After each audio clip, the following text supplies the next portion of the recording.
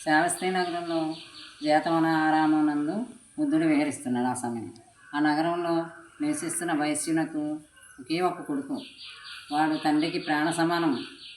కాలం కబళించింది. వాడు మరణించాడు. పాపం లోకమే తండ్రికి చీకటయింది. అన్నపానములు ముట్టుటే లేదు. భగవంతుని చెంతకు వచ్చి నమస్కరించి ఒక చోట కూర్చున్నాను. గృహపతి, నీలో నీవు లేవేమి, తాతాగా ఉన్నావు అని అడిగాడు స్వామి.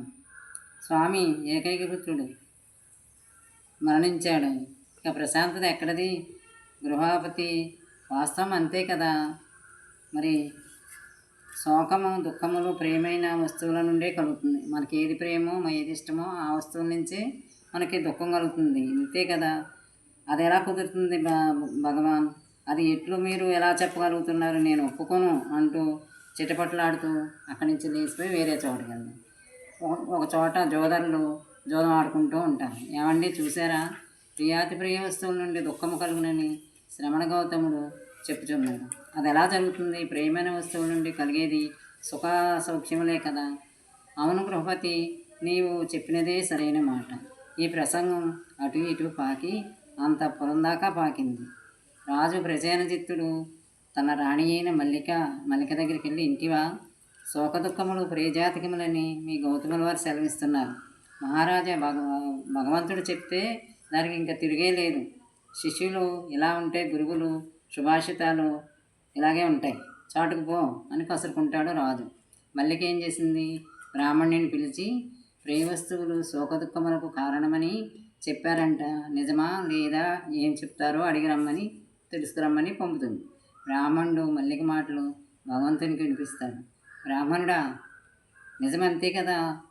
పూర్వం శ్రావస్తిలో ఒక స్త్రీ తన తల్లిని కోల్పోయింది. పిచ్చిపెట్టి దుఃఖంతో వీధులు పెట్టింది. ఇలా అనేక మంది ఇలాగే బాధలు పడతారు, దుఃఖాలు ఇలా అనుభవిస్తారు. ప్రియ వస్తువులు చివరి పంట దుఃఖమే. మరి ఉన్నంతకాలం ఉన్న చివరికి దుఃఖ కారణం అదే. మరి ఏమి? జనులు మృత్యుమోహంలోనికి జారినప్పుడు లోకము శోక కుంభీపాకమున కుతకుతలాడిపోతుంది. భగవాను మాటలు విన్న మల్లిక, మహారాజా, మీ కుమార్తె వజ్రిని మీకు ప్రేమైనదేనా అని అడిగింది. ప్రాణ సమానం అంటాడు రాజు. కుమార్తెకి ఏమైనా సంకటం కలిగించు, దుఃఖం ఉపాయాసాలు కలుగుతాయి కదా, తప్పకుండా ప్రాణమే పోతుంది. మనకు ప్రియమైన వారికి ఏ సంకటం కలిగినా పిరుగుబాటు స్వామి. ఇక స్వామి ఆలోచించి బుద్ధ భగవానుడు సంబోధినాథుడు దుఃఖాలు ప్రియజాతకాలని చెప్పాడు. మల్లిక అద్భుతం. ఆచరణకు చూపుటకు ఆ చూపుకు బుద్ధ భగవాను చూపిన కొరగాని చోటు లేదు. అపారమైన ప్రజ్ఞ అనేది. ఆ ప్రజ్ఞకు అందని విషయమే లేదు.